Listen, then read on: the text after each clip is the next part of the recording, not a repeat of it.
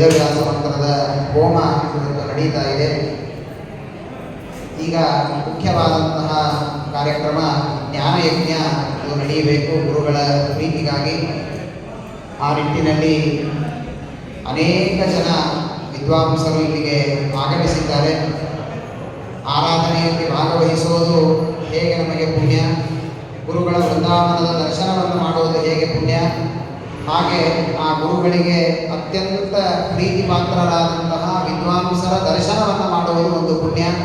ಅವರ ಮುಖದಿಂದ ಅನೇಕ ಶಾಸ್ತ್ರಗಳ ವಿಷಯಗಳು ಜೊತೆಗೆ ದ್ವೈತದ್ಯುಮಣಿ ಮೊದಲಾದ ಗ್ರಂಥಗಳ ಅನುವಾದ ಇತ್ಯಾದಿಗಳನ್ನೆಲ್ಲ ಶ್ರವಣ ಮಾಡುವುದೇನಿದೆ ಇದು ನಮ್ಮೆಲ್ಲರ ಜನ್ಮ ಜನ್ಮಾಂತರಗಳ ಮಹಾ ಸೌಭಾಗ್ಯ ಅಂತ ನಾವಿದನ್ನು ಚಿಂತನೆ ಮಾಡಬೇಕು. ಅಂತಹ ಒಂದು ದೊಡ್ಡದಾದ ಪರ್ವಕಾಲದ ದಿವಸ ಇವತ್ತು. ನಮ್ಮ ಮೈಸೂರಿನ ಜನತೆಗೆಲ್ಲ ದೊಡ್ಡ ಸೌಭಾಗ್ಯ. ಗುರುಪೌರ್ಣಿಮೆಯ ದಿವಸ ಗುರುಗಳನ್ನು ಆರಾಧನೆ ಮಾಡುವಂತಹ ಒಂದು ದೊಡ್ಡ ಸೌಭಾಗ್ಯ ನಮಗೆ ಒದಗಿ ಬಂದದ್ದು. ಅದು ನಮ್ಮೆಲ್ಲರ ಜನ್ಮಗಳ ಪುಣ್ಯ ಅಂತ ನಾವು ತಿಳಿದುಕೊಳ್ಳಬೇಕು.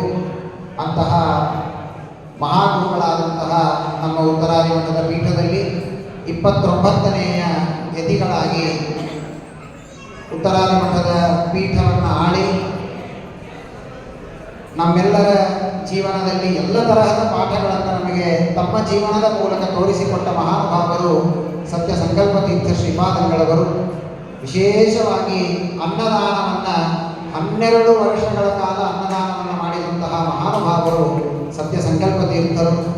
ಇವತ್ತಿನ ಕಾಲದಲ್ಲಿ ನಮ್ಮ ಮನೆಗೆ ಒಬ್ಬರೋ ಇಬ್ಬರೋ ಬ್ರಾಹ್ಮಣರು ಬಂದರೆ ಅವ್ರು ಬರ್ತಾರೆ ಅಂತ ಫೋನ್ ಮಾಡಿದ ತಕ್ಷಣ ಈ ವೃತ್ತದಲ್ಲಂತೂ ಮೊದಲು ಆಚಾರ್ಯ ಫೋನ್ ಮಾಡ್ತಾರೆ, ಮಠದಲ್ಲಿ ಒಂದು ಹೊಸದಾಗಿ ಇದೆಯಾ ಅಂತ. ಯಾಕಂದರೆ ಮನೆಯಲ್ಲಿ ಅನ್ನದಾನಕ್ಕೆ ಅನುಕೂಲತೆಗಳಿಲ್ಲ. ಆದರೆ ಎಷ್ಟು ವಿಚಿತ್ರ ಅಂದರೆ ಇವತ್ತು ಸಾಕಷ್ಟು ಸಂಪತ್ತಿದೆ, ಆದರೆ ಪುಣ್ಯ ಮಾಡುವ ಅವಕಾಶ ಇಲ್ಲ. ಅವತ್ತು ಏನಿಲ್ಲದಿದ್ದರೂ ಮಹಾಪುಣ್ಯವನ್ನು ಮಾಡಿದ ಮಹಾನುಭಾವರು ಸತ್ಯ ಸಂಕಲ್ಪ ತೀರ್ಥ ಶ್ರೀಪಾದಂಗಳವರು. ತಮ್ಮಲ್ಲಿ ಏನಿಲ್ಲ, ವಿರಕ್ತರು, ಸನ್ಯಾಸಿಗಳು, ಮಠದಲ್ಲಿಯೂ ಏನು ಸಂಪತ್ತಿಲ್ಲ, ಮಠದ ಬಂಗಾರ ಬೆಳ್ಳಿಗಳನ್ನು ಅಡುವಾಗಿಟ್ಟು ಆ ಹಣದಿಂದ 12 ವರ್ಷ ಅನ್ನದಾನವನ್ನು ಮಾಡಬೇಕು ಅಂತಾದರೆ ಎಂತಹ ದೊಡ್ಡ ಪುಣ್ಯ ಸಂಪಾದನೆಯನ್ನು ಅವರು ಮಾಡಿರಬೇಕು. ಅಂತಹ ಮಹಾನುಭಾವರ ಆರಾಧನೆಯಲ್ಲಿ ನಾವೆಲ್ಲರೂ ಜೀವನದಲ್ಲಿ ಕಲಿಯಬೇಕಾದಂತಹ ನೂರಾರು ಪಾಠಗಳಿವೆ.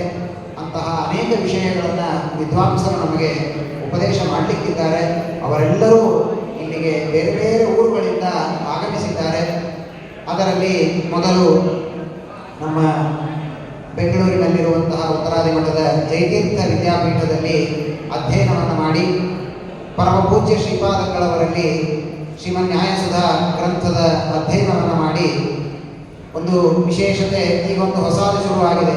ಅಧ್ಯಯನ ಮಾಡಿ ಸುಧಾಮಂಗಲ ಮಾಡಿ ಅಂತ ಹೇಳಿದರೆ ಮುಗಿದು ಹೋಗ್ತಾ ಇತ್ತು. ಆದರೆ ಈಗ ಸಮಗ್ರ ಶ್ರೀಮನ್ ನ್ಯಾಯಸುಧಾ ಪರೀಕ್ಷೆಯನ್ನು ಕೊಡೋದು ಅನ್ನೋದು ಒಂದು ಹೊಸ ಟ್ರೆಂಡು. ಅದು ಟ್ರೆಂಡು ಅನ್ನೋದು ಕಡಿಮೆ ಶಬ್ದ ಆಗುತ್ತೆ. ಯಾವ್ಯಾವುದೋ ಈ ಮೊಬೈಲ್ಗಳೆಲ್ಲ ಟ್ರೆಂಡ್ ಅಂತ ಮಾಡ್ತಿರ್ತಾರೆ, ಅಂಥದ್ದೆಲ್ಲ ಇದು. ವರ್ಷಾನುಗಟ್ಟಲೆ ಶ್ರಮ ವಹಿಸಿ ಪರೀಕ್ಷೆಯನ್ನು ಕೊಟ್ಟು ದೊಡ್ಡ ದೊಡ್ಡ ಇತಿಹಾಸವನ್ನು ವಿದ್ಯಾರ್ಥಿಗಳು ದಾಖಲು ಮಾಡ್ತಾ ಇದ್ದಾರೆ. ಅಂತಹ ಕಾರ್ಯ ನಮ್ಮ ಪರಮ ಪೂಜ್ಯ ಶ್ರೀಪಾದಂಗಳವರಿಂದ ಈಗ ನಡೀತಾ ಇದೆ. ಸುಮಾರು 35ರಿಂದ 40 ಜನ ವಿದ್ವಾಂಸರು ಸಮಗ್ರ ಶ್ರೀಮನ್ ನ್ಯಾಯಸುಧಾ ಪರೀಕ್ಷೆಯನ್ನು ಕೊಟ್ಟಂತಹ ವಿದ್ಯಾರ್ಥಿಗಳು ವಿದ್ವಾಂಸರಾಗಿ ತಯಾರಾಗಿದ್ದು ಅದು ನಮ್ಮ ಮಾಧ್ವ ಸಮಾಜಕ್ಕೇನೆ ಒಂದು ದೊಡ್ಡ ಹೆಮ್ಮೆ. ಅಂತಹ ಒಬ್ಬ ವಿದ್ವಾಂಸರು ಇಲ್ಲಿಗೆ ಆಗಮಿಸಿದ್ದಾರೆ. ಪಂಡಿತ ಪ್ರಭಂಜನಾಚಾರ್ಯ ವಿದ್ಯಾಪತಿ ಅಂತ. ಅವರು ನಿಜವಾಗಿ ಹೆಸರಿಗೆ ತಕ್ಕಂತೆ ವಿದ್ಯಾಪತಿಯೇ ಅವರು. ಏನೇನು ಮೊದಲನೇ ಕ್ಲಾಸಿಂದ ಇವತ್ತಿನವರೆಗೆ ಉತ್ತಮವಾದಂತಹ ಅಧ್ಯಯನ, ಎಲ್ಲದರಲ್ಲಿಯೂ ಕೂಡ ಮೊದಲನೆಯ ಕಕ್ಷೆಯಲ್ಲಿ ಫಸ್ಟ್ ರ್ಯಾಂಕ್ ಅವರು ವಿದ್ಯಾಪೀಠದಲ್ಲಿ. ಆ ರೀತಿಯಲ್ಲಿ ಅಧ್ಯಯನವನ್ನು ಮಾಡಿ ಜೊತೆಗೆ ಪೌರೋಹಿತ್ಯ, ಸಾಮಾನ್ಯವಾಗಿ 2ರಲ್ಲಿ ಒಂದು ಬರುತ್ತೆ, ಒಂದ ಪುರೋಹಿತರಾಗಿರ್ತಾರೆ, ಇಲ್ಲ ಪಂಡಿತರಾಗಿರ್ತಾರೆ. ಸಮಗ್ರ ಸುಧಾವನ್ನು ಪರೀಕ್ಷೆ ಕೊಡುವಂತಹ ಉತ್ತಮ ವಿದ್ವಾಂಸರಾಗಿ ಅವರಿಗೆ ವಾಕ್ಯಾರ್ಥಕ್ಕೆ ಪ್ರವಚನಕ್ಕೂ ಬೇಡಿಕೆ ಇದೆ, ಪೌರೋಹಿತ್ಯಕ್ಕೂ ಬೇಡಿಕೆ ಇದೆ. ಆ ರೀತಿ 2 ಶಾಸ್ತ್ರಗಳಲ್ಲಿ ವಿಶೇಷವಾದ ಪಾಂಡಿತ್ಯವನ್ನು ಗುರುಗಳ ಅನುಗ್ರಹದಿಂದ ಗಳಿಸಿದಂತಹ ವಿದ್ವಾಂಸರು ಪಂಡಿತ ಪ್ರಭಂಜನಾಚಾರ್ಯ ವಿದ್ಯಾಪತಿಯವರು ಅವರು ಇವತ್ತು ಇಲ್ಲಿಗೆ ಆಗಮಿಸಿದ್ದಾರೆ. ಅವರಿಗೆ ತಮ್ಮೆಲ್ಲರ ಪರವಾಗಿ ನನ್ನ ವೈಯಕ್ತಿಕವಾಗಿ ಅನೇಕ ನಮಸ್ಕಾರಗಳನ್ನು ತಿಳಿಸ್ತಾ ಅವರು ಪ್ರವಚನವನ್ನು ನಡೆಸಿಕೊಡಬೇಕು ಅಂತ ಅವರಲ್ಲಿ ನಾನು ಕೇಳ್ತೀನಿ.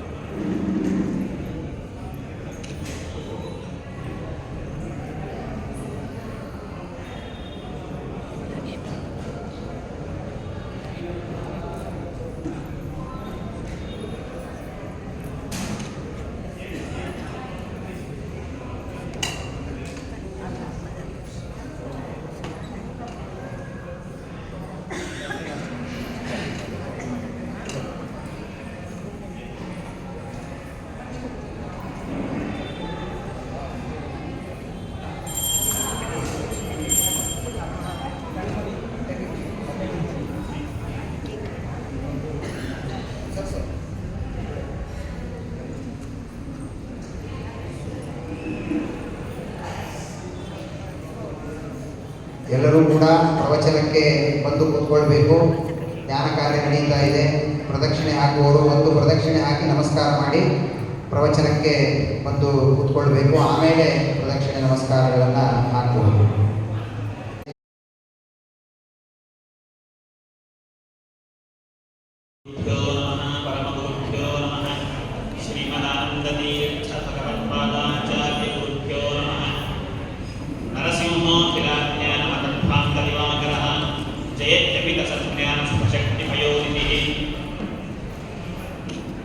धर्म विज्ञान वैराग्य परमेश्वर्यशालिनः आनंदतीर्थ भगवत्पादान् वन्दे निरन्तरम्। सत्यधर्माख्य सम्भूतः चिन्तामणिनिर्भितः सत्यसङ्कल्पकल्पकृतो कल्पयेत् कामधुं मम। सत्याभिज्ञकराब्जोत्थान् पञ्चाशद्वर्षपूजकान् सत्यप्रमोदतीर्थार्यान् नौमिन्यायसुधारतान्। विघ्नध्वान्तनिवारणैकतरणिर्विघ्नाटवीहव्यवान् विघ्नव्यानकुलोपमर्दगरुडो विघ्नेह पञ्चाननः। विघ्नोत्तुङ्गगिरिप्रभेदनमपि विघ्नाब्धिकुम्भोद्भवः। विघ्नाधौघघनप्रचण्डपवनः पायात् प्रसादो गुरोः। श्रीगुरुभ्यो नमः। हरिः ओम्।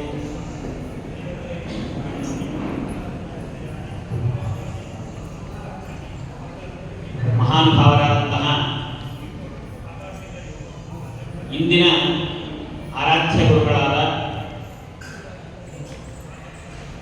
ಆರಾಧ್ಯ ಗುರುಗಳಾದ ಅಂತಂದ್ರೆ ಅದು ದೊಡ್ಡ ತಪ್ಪಾಗತ್ತೆ. ಎಂದೆಂದಿಗೂ ಆರಾಧ್ಯರಾದಂತಹ ಪ್ರಾತಸ್ಮರಣೀಯರಾದ ಸತ್ಯ ಸಂಕಲ್ಪ ತೀರ್ಥರ ಮಧ್ಯಾರಾಧನಾ ಮಹೋತ್ಸವ. ಗುರುಗಳು ಸತ್ಯ ಸಂಕಲ್ಪ ತೀರ್ಥರು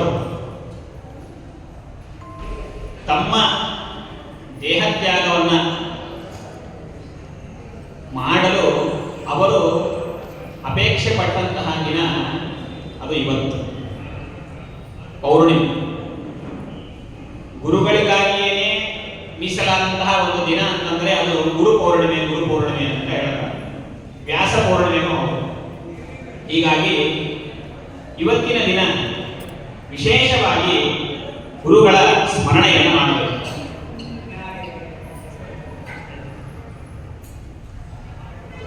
ಸತ್ಯ ಸಂಕಲ್ಪ ತೀರ್ಥರ ಮಹಿಮೆ ಏನಿದೆ ಅಂತ ಅನ್ನೋದನ್ನೆಲ್ಲವೂ ಕೂಡ ಅನಿರುದ್ಧಾಚಾರ್ಯರು ತಿಳಿಸಿಕೊಟ್ಟಿದ್ದಾರೆ.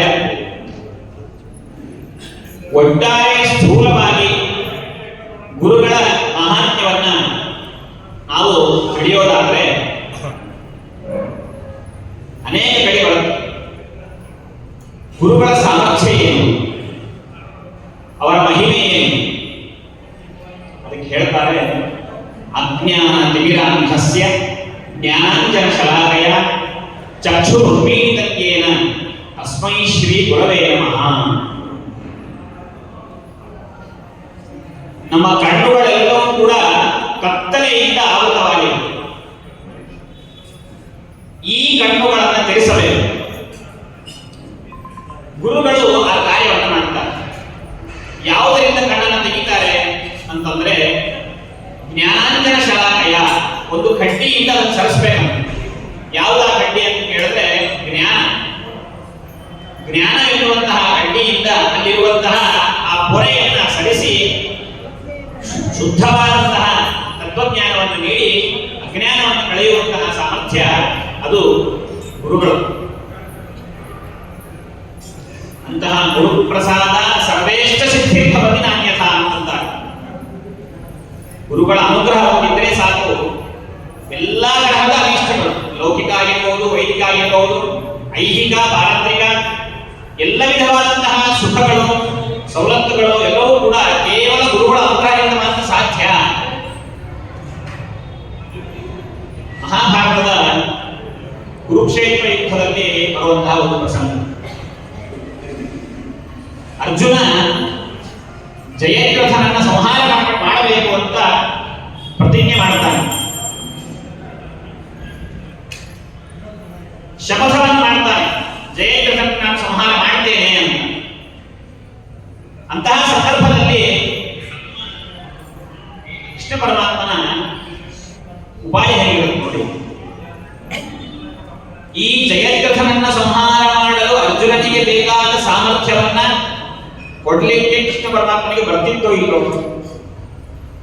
ಸರ್ವೋತ್ತಮ ಸರ್ವಸಮರ್ಥ ಪರಮಾತ್ಮ ಅರ್ಜುನನಿಗೆ ಬೇಕಾದಂತಹ ಅಸ್ತ್ರಗಳನ್ನ ಶಸ್ತ್ರಗಳನ್ನ ಉಪದೇಶ ಮಾಡಿ, ಅವನಿಗೆ ಬೇಕಾದಂತಹ ರಹಸ್ಯ ವಿದ್ಯೆಗಳನ್ನು ಉಪದೇಶ ಮಾಡಿ, ಯುದ್ಧದಲ್ಲಿ ಅವನು ತೋರಿಸುವಂತಹ ಪರಾಕ್ರಮ ಅದು ಕೃಷ್ಣನೇ ಕೊಡಬಹುದಾಗಿತ್ತೋ ಇಲ್ವೋ.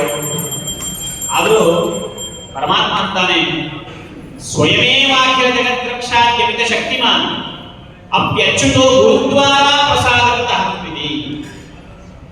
ಮಹಾಭಾರತ ತಾತ್ಪರ್ಯ ನಿರ್ಣಯದಲ್ಲಿ ಶ್ರೀಮದ್ ಆನಂದ ತೀರ್ಥ ಭಗವತ್ಪಾದಾಚಾರ್ಯ ತಿಳಿಸುವಂತಹ ಸ್ವಯಂ ಕೃಷ್ಣ ಪರಮಾತ್ಮ ಗುರುಗಳಿಗೆ ಯಾವ ಸ್ಥಾನವನ್ನು ಕೊಟ್ಟಿದ್ದಾರೆ ನೋಡಿ. ಸೃಷ್ಟಿ ಸ್ಥಿತಿ ಸಂಹಾರ ನಿಯಮನ ಜ್ಞಾನಾಜ್ಞಾನವಂತ ಮೋಕ್ಷಗಳನ್ನು ಕೊಡುವಂತಹ ತಾಕತ್ತು ಪರಮಾತ್ಮನಿಗೆ ಇದ್ರೂ ಕೂಡ ಗುರುಗಳ ದ್ವಾರಾನೇ ನಾನು ಅನುಗ್ರಹ ಮಾಡುವುದು ಎಂಬುದಾಗಿ ಪರಮಾತ್ಮ ಯುದ್ಧದ ಪ್ರಸಂಗದಲ್ಲಿ ಹೇಳಿ, ಅರ್ಜುನನಿಗೆ, ಅರ್ಜುನ ಅಂತಂದ್ರೆ ಇಂದ್ರಾವತಾರಿ, ಇಂದ್ರದೇವರಿಗೆ ಗುರುಗಳು ಯಾರು? ರುದ್ರದೇವರು. ಆ ರುದ್ರದೇವರ ಕಡೆಯಿಂದ ಉಪದೇಶವನ್ನು ಮಾಡಿಸ್ತಾರೆ. ಇಷ್ಟು ಗುರುಗಳ ಮಹಾತ್ಮ್ಯ ಅಂತ ಹೇಳ್ತಾರೆ. ಹೀಗೆ ಒಂದು ಕಥೆ ನೆನಪಾಗುತ್ತೆ, ಮೇಲಿನ ಮೇಲೆ ಹೇಳ್ತಾ ಇರ್ತೇವೆ. ನಮ್ಮ ಚಿಕ್ಕ ವಯಸ್ಸಿನಲ್ಲಿ ನಮ್ಮ ಶಾಲೆಯಲ್ಲಿ ಹೇಳಿರುವಂತಹ ಕಥೆ ಮೇಷ್ಟ್ರು ಹೇಳ್ತಾ ಇದ್ದಾರೆ. ಗುರುಕುಲದಲ್ಲಿ ಒಬ್ಬ ವಿದ್ಯಾರ್ಥಿ ವಾಸ ಮಾಡ್ತಾ ಇದ್ದ. ಬಹಳ ದಟ್ಟ ಅಂದ್ರೆ ಹೇಳ್ತಾರೆ ಉತ್ತರ ಕರ್ನಾಟಕ ಹಸಿ ದಟ್ಟ.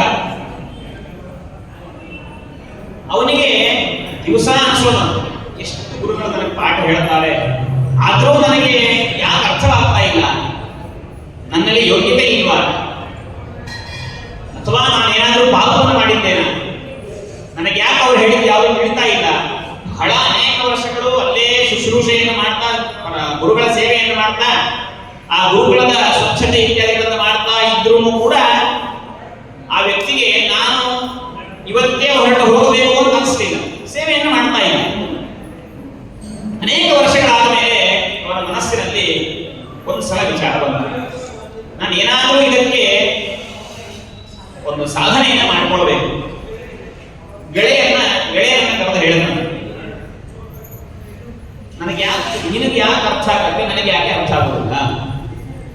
ಇಬ್ಬರಿಗೂ ಒಬ್ಬರೇ ಗುರುಗಳು, ಆ ಗುರುಗಳು ಅದೇ ಪಾಠವನ್ನ ಹೇಳ್ತಾರೆ, ನಿನಗೆ ಅರ್ಥ ಆಗತ್ತೆ, ನನಗೆ ಅರ್ಥ ಆಗುವುದಿಲ್ಲ, ಯಾಕೆ ಅಂತ ಕೇಳ್ತಾರೆ. ನಾನು ಇಷ್ಟು ವರ್ಷ ಇಲ್ಲಿದ್ದೇನೆ, ಆದ್ರೆ ನನಗೆ ಇವತ್ತು ಬೇಡ ಅಂತ ಅನಿಸ್ತಾ ಇದೆ, ನಾನು ಇಲ್ಲಿಂದ ಹೊರಡ್ತೇನೆ ಅಂತ ಆ ವ್ಯಕ್ತಿ, ಆ ಶಿಷ್ಯ ಸಂಕಲ್ಪವನ್ನು ಮಾಡಿ ಆ ಮಿತ್ರನಿಗೆ ಹೇಳಿದ. ಅವಾಗ ಅವನು ಹೇಳ್ತಾನಂತೆ, ಹೇಳೋದಿಲ್ಲ, ಕರ್ಕೊಂಡು ಹೋಗ್ತಾನ. ಎಲ್ಲಿ ಕರ್ಕೊಂಡು ಹೋದ ಅಂತಂದ್ರೆ ಒಂದು ಬಾವಿಯ ಹತ್ತಿರ ಕರ್ಕೊಂಡು ಹೋಗ. ನೋಡಿ ಬಾವಿಯನ್ನು ನಾನು ನೋಡ್ತಾ ಇದ್ದೇನೆ, ಆ ಬಾವಿಯಿಂದ ನೀರನ್ನು ಸೇರಿ ಆ ಕೊಡ ಇರುವಂತಹ ಜಾಗ ಹೇಗಿದೆ ನೋಡು ಅಂತ ತೋರಿಸ್ತಾನೆ. ಆ ಕಟ್ಟೆಯ ಮೇಲೆ ಕೊಡ ಇಟ್ಟು ಇಟ್ಟು ಇಟ್ಟು ಏನಾಗಿದೆ, ಈ ತರಹ ಅದು ದುಂಡದಾಗಿ ಆಗಿದೆ, ತೆಗ್ಗಾಗಿ. ನೀರು ನಿಂತುಕೊಳ್ಳುತ್ತೆ, ನೀರು ನಿಂತುಕೊಳ್ಳುತ್ತೆ ಇಲ್ಲ ಅಂತಲ್ಲ, ಇದನ್ನು ಸರಿಯಾಗಿ ಗಮನಿಸುವಂತ. ಇಷ್ಟು ವರ್ಷಗಳು ಒಂದು ಜಡ ಪದಾರ್ಥ, ಒಂದು ಕಲ್ಲು, ಅದರ ಮೇಲೆ ಕೊಡವನ್ನ ಇಟ್ಟು ಇಟ್ಟು ಇಟ್ಟು ಇಟ್ಟು ಆ ಕಲ್ಲೇ ಕರಗಿ ತೆಗ್ಗಾಗಿದೆ. ಅಂಥದ್ದು ನೀನು ಚೇತನ, ನಿನಗೆ ಬುದ್ಧಿಶಕ್ತಿ ಇದೆ, ನಿನಗೆ ಯೋಗ್ಯತೆ ಇದೆ. ಆದರೆ ಆ ಯೋಗ್ಯತೆಯನ್ನ ಗುರುಗಳು ಸರಿಯಾಗಿ ಅದನ್ನ ಅರ್ಥ ಮಾಡಿಕೊಂಡು ಒಂದಲ್ಲ ಒಂದು ದಿವಸ ನಿನಗೆ ಉಪದೇಶ ಮಾಡ್ತಾರೆ. ಅವರು ಹೇಳಿದಂತಹ ಪೂರ್ಣ ವಿದ್ಯೆ ನಿನಗೆ ಹತ್ತತ್ತೆ, ನಿನಗೆ ಬಂದೇ ಬರುತ್ತೆ. ಆದ್ರೆ ಸಹನೆ ಬೇಕು. ದೇವರು ಕೊಟ್ಟ ಸಹನೆಯಿಂದ ಇರು. ಇಷ್ಟು ವರ್ಷಗಳು ಗುರುಗಳ ಗುರುಪತ್ನಿಯ ಗುರುಕುಲದಲ್ಲಿ ಸೇವೆಯನ್ನು ಮಾಡಿದ್ದೀಯಲ್ವಾ, ಇನ್ನು ಕೆಲವೇ ದಿನಗಳಲ್ಲಿ ಗುರುಗಳು ಅನುಗ್ರಹ ಮಾಡುವವರಿದ್ದಾರೆ, ನೀನು ಇಲ್ಲೇ ಇದ್ದು ಪೂರ್ಣ ಅಧ್ಯಯನ ಮುಗಿಸ್ಕೊಂಡು ಹೋಗಬೇಕು ಅಂತ ಹೇಳಿದಾಗ ಸ್ವಲ್ಪ ಅವರಿಗೆ ಧೈರ್ಯ ಬಂದಿದೆ. ಹೌದಲ್ಲ, ಈ ಕಲ್ಲೇ ಕರಗಿದೆ, ನಾನೇ ಕರಗಬಾರದು ಅಂತ ಅನಿಸ್ತದೆ. ಅವತ್ತಿನಿಂದ ಅವರಲ್ಲಿ ಪ್ರವೃತ್ತಿ ಬದಲಾವಣೆಯಾಗಿದೆ. ವಿಶೇಷವಾಗಿ ನಾನು ಆ ಜ್ಞಾನದ ಗಂಗೆಯನ್ನು ಪಡೆದುಕೊಳ್ಳಬೇಕು ಎನ್ನುವಂತಹ ಹಂಬಲ ಜಾಸ್ತಿಯಾಗಿದೆ. ಗುರುಗಳ ಅನುಗ್ರಹವಾಗಿದೆ. ವಿಶೇಷವಾಗಿ ಗುರುಗಳು ಹೇಳುವಂತಹ ಎಲ್ಲಾ ಪಾಠಗಳು ಅವನಿಗೆ ಅರ್ಥ ಆಗ್ತಾ ಹೋಗಿದೆ. ಒಳ್ಳೆ ವಿದ್ವಾಂಸನಾಗಿದ್ದಾನೆ ಕೊನೆಗೆ. ಹೀಗೆ ಎಂತಹ ಕಲ್ಲನ್ನು ಕರಗಿಸುವಂತಹ ಸಾಮರ್ಥ್ಯ ಅದು ಗುರುಗಳ ಅನುಗ್ರಹಕ್ಕೆ. ಮಹಾನುಭಾವರು ಸತ್ಯ ಸಂಕಲ್ಪ ತೀರ್ಥರು, ಸತ್ಯ ಸಂಕಲ್ಪ ತೀರ್ಥರ ಮಹಿಮೆಯನ್ನು ನಾವು ಕೇಳಬೇಕು ಅಂತಂದ್ರೆ ಅವರ ಶಿಷ್ಯರ ಮಹಿಮೆಯನ್ನು ಕೇಳಬೇಕು. ವೈತತ್ಯಮಣಿಕಾರ ಮಾಧ್ವ ವಾಂಗ್ಮಯದಲ್ಲಿ ಈ ಸಾರಸ್ವತ ಪ್ರಪಂಚದಲ್ಲಿಯೇ ಅತ್ಯಂತ ಕಠಿಣವಾದಂತಹ ಗ್ರಂಥ ಅಂತಂದ್ರೆ ದ್ವೈತದ್ಯುಮಣಿ. ಹೆಸರು ಕೇಳಿದ್ರೆ ನಡಬೇಕು. ಅಂತಹ ದ್ವೈತದ್ಯುಮಣಿ ಗ್ರಂಥವನ್ನ ಮುಲಿಗಿ ಶ್ರೇಯಪತ್ಯಾಚಾರ್ಯರು ಬರೆದು ಕೊನೆಗೆ ಅಂತಾರೆ, ಯನ್ಮಂತ್ರಾಕ್ಷತ ಮಾಹಾತ್ಮ್ಯ ಗ್ರಂಥೋಯಂ ಪೂರ್ಣತಾಂಗತಃ ತಾನ್ ವಂದೇ ಸತ್ಯ ಸಂಕಲ್ಪ ಅನ್ವರ್ಥಾಭಿಧಯಾಯುತ. ಸ್ವಾಮಿ, ನನ್ನದೇನೂ ಇಲ್ಲ, ನಾನು ಈ ಗ್ರಂಥವನ್ನ ಪ್ರಾರಂಭ ಮಾಡಿದ್ದೇನೆ, ಪರಿಪೂರ್ಣವಾಗಿ ಈ ಗ್ರಂಥ ಮುಗಿದಿದೆ ಅಂತಂದ್ರೆ ಕೇವಲ ಗುರುಗಳ ಮಂತ್ರಾಕ್ಷತೆ ಬಲ. ನೀವು ನಿಮ್ಮ ಹೆಸರನ್ನು ಸಾರ್ಥಕ ಮಾಡಿಕೊಂಡಿದ್ದೀರಿ ಅಂತಂದ. ಇವರ ಹೆಸರೇನು? ಸತ್ಯ ಸಂಕಲ್ಪ ತೀರ್ಥರು. ಅವರು ಮಾಡಿರುವಂತಹ ಸಂಕಲ್ಪ ಶಿಷ್ಯನಿಂದ ಹುಲಿಗಿ ಶ್ರೇಯಪತ್ಯಾಚಾರ್ಯರ ಕಡೆಯಿಂದ ನಾನು ಗ್ರಂಥವನ್ನು ಬರೆಸ್ತೇನೆ, ಪೂರ್ಣಗೊಳಿಸ್ತೇನೆ ಅಂತ ಅವರು ಸಂಕಲ್ಪ ಇತ್ತೋ ಇಲ್ವೋ? ಆ ಸಂಕಲ್ಪವನ್ನು ಪೂರ್ಣ ಮಾಡಿಕೊಂಡಿದ್ದೀರಿ ನೀವು. ಆದ್ದರಿಂದಲೇ ಈ ಗ್ರಂಥ ಪೂರ್ಣವಾಯಿತೆ ಹೊರತು ನನ್ನದು ಯಾವ ಶ್ರಮವೂ ಇದರಲ್ಲಿ ಇಲ್ಲ, ನನ್ನ ಜ್ಞಾನ ಇಲ್ಲ, ಕೇವಲ ಗುರುಗಳ ಮಂತ್ರಾಕ್ಷತೆ ಬಲ ಅಂತ. ಅಂತಹ ಮಹಾನುಭಾವರು ಸತ್ಯ ಸಂಕಲ್ಪ ತೀರ್ಥ ಶ್ರೀಪಾದರು. ಏನೋ ಕೇವಲ ಅಲ್ಲಿ ಇಲ್ಲಿ ಗ್ರಂಥಗಳನ್ನು ಅಧ್ಯಯನ ಮಾಡ್ತೇವೆ, ಶನಿವಾರ ಭಾನುವಾರ ಪಾಠಕ್ಕೆ ಬರ್ತೇವೆ ಅಂತ ಮಾತ್ರಕ್ಕೆ ಬರುವಂತಹ ವಿದ್ಯೆ ಅಲ್ಲ ಇದು. ಬ್ರಹ್ಮಮೀಮಾಂಸಾ ಶಾಸ್ತ್ರ ಅನೇಕ ಜನ ಅಧ್ಯಯನ ಮಾಡ್ತಾರೆ. ಒಬ್ಬ ಕವಿ ಹೇಳ್ತಾನೆ, ದೇವೀಂ ವಾಚ ಉಪಾಸತೆ ಭಾವಃ ಸಾರತ್ತು ಸಾರಸ್ವತಂ ಜಾನೀತೆ ನಿತರಾಮಸೋ ಗುರುಕುಲಕ್ಲಿಷ್ಟೋ ಮುರಾರಿಃ ಕವಿಃ ಅಭ್ಯರ್ಲಂಕಿತ ಏವ ವಾನರ ಪಟೈಃ ಕಿಂ ತಸ್ಯ ಗಂಭೀರತಾಂ ಆಪಾತಾಲ ನಿವಕ್ತ ಪೀವರತನು ಜಾನಾತಿ ಮಂಥಾಚಲಃ. ಈ ಕಾವ್ಯವನ್ನು ಪಾಠ ಹೇಳಿದ ಗುರುಗಳಿಲ್ಲೇ ಇಲ್ಲ. ಕವಿ ಹೇಳ್ತಾನೆ, ಏನೋ ಅಧ್ಯಯನ ಮಾಡಿ ಗ್ರಂಥಗಳನ್ನು, ನಾಲ್ಕಾರು ಗ್ರಂಥಗಳನ್ನ ಹಿಂದೆ ಮುಂದೆ ತಿರುವು ಹಾಕಿದರೆ ಬರುವಂತಹ ವಿದ್ಯೆ ಅಲ್ಲ. ಜಾನೀತೆ ನಿತರಾಮಸೋ ಗುರುಕುಲಕ್ಲಿಷ್ಟೋ ಮುರಾರಿ ಕವಿ. ಈ ಮುರಾರಿ ಕವಿ ಮಾಡಿದ ಹಾಗೆ ಅಧ್ಯಯನವನ್ನು ಮಾಡಬೇಕು ಅಂತಂತಾರೆ. ಅದಕ್ಕೊಂದು ದೃಷ್ಟಾಂತವನ್ನು ಕೊಡ್ತಾರೆ. ಈ ಕವಿಗಳಿಗೆ ರಾಮಾಯಣ ಪ್ರಸಂಗ ಸೇತು ಬಂಧನವನ್ನು ಮಾಡಬೇಕು. ಕವಿಗಳೆಲ್ಲ ಏನ್ ಮಾಡಿದ್ರು? ಕಲ್ಲುಗಳನ್ನು ತಂದು ಹಾಕಿದೆವು. ತಂದು ಹಾಕಿದ ಮೇಲೆ ಅವ್ರಿಗೆ ಎಷ್ಟು ಸಾಮರ್ಥ್ಯ ಇದೆಯೋ ಅಷ್ಟು ಹಾಕ್ತಾ ಹೋದರು. ಸಮುದ್ರದ ಆಳ ಅಗಲಗಳು, ಆ ಸಮುದ್ರದ ಗಾಂಭೀರ್ಯ ಎಷ್ಟಿದೆ ಅನ್ನೋದು ಕವಿಗಳಿಗೆ ಗೊತ್ತಾಗಲಿಕ್ಕೆ ಸಾಧ್ಯವಲ್ಲ. ಮತ್ತೆ ಯಾರಿಗೆ ಕೇಳಬೇಕು? ಹಾಗಾದ್ರೆ ಸಮುದ್ರದ ಆಳ ಅಗಲಗಳನ್ನ, ಗಾಂಭೀರ್ಯ ಹೇಗಿದೆ ಅಂತ ಅನ್ನೋದನ್ನ ಯಾರು ಕಂಡಿದ್ದು? ಯಾರಿಗೆ ಕೇಳಬೇಕು ಅದರ ಬಗ್ಗೆ ಅಂತಂದ್ರೆ ಹೋಗಿ ಮಂಥಾಚಲ ಕೇಳ್ರಿ ಅಂತಂದ. ಮಂದರ ಪರ್ವತ, ಅದಕ್ಕೆ ಗೊತ್ತಿದೆ ಸಮುದ್ರದ ಗಾಂಭೀರ್ಯ ಎಷ್ಟಿದೆ ಅಂತ. ನಾವು ಏನು ದೇವಾಸುರದ ಸಂಗ್ರಾಮದಲ್ಲಿ ಕಡಿತಾ ಇದ್ದಾರೆ, ಮಂದರ ಪರ್ವತ ಕೆಳಗೆ ಹೋಗ್ತಾ ಇದೆ, ಮತ್ತೆ ಮೇಲ್ ಬರ್ತಾ ಇದೆ, ಮತ್ತೆ ಕೆಳಗೆ ಹೋಗ್ತಾ ಇದೆ. ಅದಕ್ಕೆ ಗೊತ್ತು, ಅದಕ್ಕೆ ಕೇಳ್ಕೊಂಡ್ರೆ ಹೇಳೋ ತಾತ್ಪರ್ಯ, ಅಷ್ಟು ಗಾಂಭೀರ್ಯವನ್ನ, ಗ್ರಂಥಗಳ ಶಾಸ್ತ್ರಗಳ ಗಾಂಭೀರ್ಯವನ್ನ ನಾವು ತಿಳ್ಕೊಳ್ಬೇಕಾಗಿದ್ರೆ ಅಷ್ಟು ಶ್ರಮ ಪಡಬೇಕು. ಸುಮ್ಮನೆ ನಾಲ್ಕಾರು ಗ್ರಂಥಗಳನ್ನು ಅಧ್ಯಯನ ಮಾಡಿದ್ರೆ ಬರುವಂತಹದ್ದಲ್ಲ. ಪೂರ್ಣವಾಗಿ ಅದರ ತಳವನ್ನು ನೋಡಬೇಕು. ಶ್ರೇಯಪತ್ಯಾಚಾರ್ಯರು ಮಾಡಿದಂತಹ ಕೆಲಸ ಅದು. ಅವರು ವಾನರರಾಗಿದ್ದಿಲ್ಲ, ವಾನರರಂತೆ ಜಿಗಿದು ಹೋಗಲಿಲ್ಲ ಶಾಸ್ತ್ರಗಳನ್ನ. ಅವರು ಮಂದರ ಪರ್ವತ ಆಗಿದ್ದು ಮಥನ ಮಾಡಿದರು. ಶಾಸ್ತ್ರಗಳನ್ನು ಮಥನ ಮಾಡಿ ಮಾಡಿ ಆ ದ್ವೈತದ್ಯುಮಣಿ ಎನ್ನುವಂತಹ ಮೇಲ್ಕೃತಿಯನ್ನು ನಿರ್ಮಾಣ ಮಾಡಿದರು. ಅವರೇ ಹೇಳುತ್ತಾರೆ, ಯನ್ಮಂತ್ರಾಕ್ಷತ ಮಾಹಾತ್ಮ್ಯ ಗ್ರಂಥೋಯಂ ಪೂರ್ಣತಾಂಗತಃ. ಹೀಗೆ ಅತ್ಯದ್ಭುತವಾದಂತಹ ಪಾಂಡಿತ್ಯ ಸತ್ಯ ಸಂಕಲ್ಪ ತೀರ್ಥರು. ಇವರು ಯಾರಿಂದ ಉದ್ಭವಿಸಿದರು ಅಂತ ಅನ್ನೋದು ಗೊತ್ತಾದ್ರೆ ಅವರ ಪಾಂಡಿತ್ಯ ಹೇಗಿದೆ ಅಂತ ಅನ್ನೋದನ್ನು ನಾವು ಊಹೆ ಮಾಡಲಿಕ್ಕೆ ಸಾಧ್ಯ. ಸತ್ಯಧರ್ಮ ತೀರ್ಥರ ಗರಡಿಯಲ್ಲಿ ಬೆಳೆದವರು. ಸತ್ಯಧರ್ಮ ತೀರ್ಥರ ಪಾಂಡಿತ್ಯ ಕೇಳೋರಿಗೆ ಒಂದು ಶಬ್ದವನ್ನ, ಒಂದು ವಾಕ್ಯವನ್ನ ಕೊಟ್ಟರೆ ಅನೇಕ ವಿಧವಾದ ಅರ್ಥಗಳನ್ನು ಹೇಳುವುದು. ಅವರು ನಡೆದಾಡುವ ಕೋಶ, ಯಾವ ಕೋಶವನ್ನು ಹುಡುಕ್ತಾರೋ ಮಹಾನುಭಾವರು ಬೇಗ ಒಂದು ವಾಕ್ಯವನ್ನು ಹೇಳ್ತಾರೆ, ಕೋಶವನ್ನು ಕೊಡ್ತಾರೆ, ಇಂತಹ ಗ್ರಂಥದಲ್ಲಿ ಉಲ್ಲೇಖವಾಗಿದೆ ಅಂತ ಹೇಳ್ತಾರೆ. ಶ್ರೀಮದಾಚಾರ್ಯರು ಈ ತರಹ ಸರ್ವಮೂಲ ಗ್ರಂಥಗಳಲ್ಲಿ ಅದನ್ನು ಆರಿಸಿಕೊಂಡಿದ್ದಾರೆ ಎನ್ನುವುದಾಗಿಯೂ ಹೇಳ್ತಾರೆ. ಅಷ್ಟು ಪಾಂಡಿತ್ಯ ಸತ್ಯ ಧರ್ಮತೀರ್ಥರದ್ದು. ಆ ಸತ್ಯ ಧರ್ಮತೀರ್ಥ ಕರ್ಕಮಲ ಸಂಧ್ಯಾಕರಾದವರೇ ಸತ್ಯ ಸಂಕಲ್ಪ ತೀರ್ಥ ಶ್ರೀಪಾದ.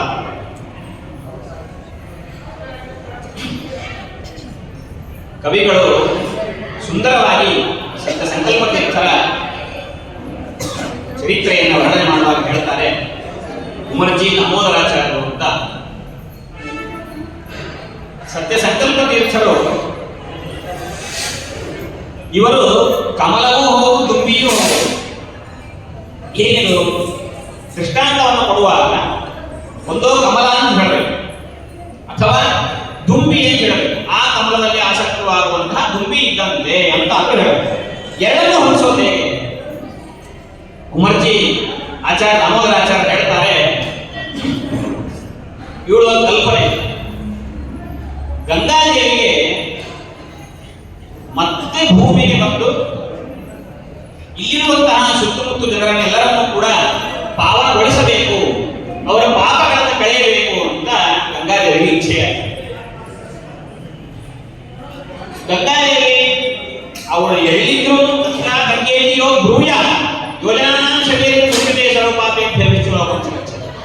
ಅಂತ ಹೇಳಿದ ಹಾಗೆ ಗಂಗೆಯ ನಾಮಸ್ಮರಣೆ ಮಾತ್ರದಿಂದಲೇ ಎಲ್ಲರನ್ನೂ ಪವಿತ್ರಗೊಳಿಸುವಂತಹ ಸಾಮರ್ಥ್ಯ ಗಂಗೆ ಇದೆ ಇಲ್ವೋ? ಆದ್ರೆ ಅವಳಿಗೆ ಅನಿಸ್ತು, ನಾನು ಬರೀ ನಾಮಸ್ಮರಣೆಯಿಂದಲ್ಲ, ನನ್ನನ್ನು ನೋಡಬೇಕು, ನಾನು ಅಲ್ಲಿ ಪ್ರತ್ಯಕ್ಷವಾಗಬೇಕು, ನನ್ನ ನೋಡಿದಾಗ ನಾನು ಪಾಪಗಳನ್ನು ಕಳೆಯಬೇಕು ಅಂತ ಅನಿಸ್ತಾರೆ. ಅದಕ್ಕೆ ಅವಳು ಆರಿಸಿಕೊಂಡಂತಹ ಜಾಗ ಸತ್ಯ ಸಂಕಲ್ಪ ತೀರ್ಥರ ಪರಿಸರ ಪ್ರದೇಶ. ಮಹಾನುಭಾವರು ಸತ್ಯ ಸಂಕಲ್ಪ ತೀರ್ಥರು ಗಂಗಾ ಲೋಕಾಂಗ ಸಂಗಾ ಗತಶಮಲ ಮಲಂ ಮಾಷ್ಟುಕಾಮ ಯಥಾವೈ ಪೂರ್ವೇಶಾಂ ಸಾತ್ ವಿದಾನೀಮಪಿ ಜನ ಪರಿದೃಶ್ಯಾಥ ಪಶ್ಚಾತ್ ಭೋಶ್ಚ ತಮ್ಮಂತೆ ವಂದ್ಯ ರಾಮಾನುತ ಹರಿಚರಣಾಂ ಭೋಜ ರೋಲಂಬಲೀಲಂ ಶಿಷ್ಯೈ ಸೇವ್ಯಾಂ ಪದ್ಮಂ ಗುರುಚರಣ ಮಹಿತಂ ಗುರುಗುಣ ಮಹಿತಂ ಸತ್ಯ ಸಂಕಲ್ಪ ಭೂಷಣಂ ಅಂತಂತಾರೆ. ನಾನು ಎಲ್ಲರ ಪಾಪಗಳನ್ನು ತೊಳೆಯಬೇಕು ಎನ್ನುವಂತಹ ಉದ್ದೇಶದಿಂದ ಸತ್ಯ ಸಂಕಲ್ಪ ತೀರ್ಥರ ಆ ಸುತ್ತಮುತ್ತಲಿನ ಪ್ರದೇಶದಲ್ಲಿ ಸನ್ನಿಹಿತರಾಗಿದ್ದೇನೆ. ಎಲ್ಲ ಜನರು ಬಂದು ನನ್ನ ದರ್ಶನ ಮಾಡಿಕೊಳ್ಳಿ, ಪುನೀತರಾಗಿ. ಇವರೇನಾಗಿದ್ದಾರೆ, ಆ ಗಂಗೆಯನ್ನು ಪ್ರತ್ಯಕ್ಷೀಕರಿಸಿಕೊಂಡಂತಹ ಮಹಾನುಭಾವರು. ಇವರು ಕಮಲವೂ ಹೌದು, ದುಂಬಿಯೂ ಹೌದು. ಹೇಗೆ ಅಂತಂದ್ರೆ, ಶ್ರೀಮನ್ ಮೂಲರಾಮದೇವರು, ಮೂಲ ಸೀತಾದೇವಿ, ದಿಗ್ವಿಜಯರಾಮದೇವರು, ವೇದವ್ಯಾಸ ದೇವರ ಪಾದ ಪದ್ಮಗಳಲ್ಲಿ ಆಸಕ್ತವಾದಂತಹ ದುಂಬಿ ಇವರು ಅಂತಂದ. ಸರಿ, ದುಂಬಿ ಏನೋ ಆಯಿತು. ಕಮಲ ಹೇಗೆ ಅಂದ್ರೆ ಎಲ್ಲಾ ಜನರಿಂದ ವಂದಿತವಾದ, ಸ್ತುತ್ಯವಾದ, ನಮಸ್ಕೃತವಾದಂತಹ ಪಾದ ಕಮಲಗಳುಳ್ಳವರು ಇವರು. ಕಮಲವೂ ಹೌದು, ದುಂಬಿಯೂ ಹೌದು.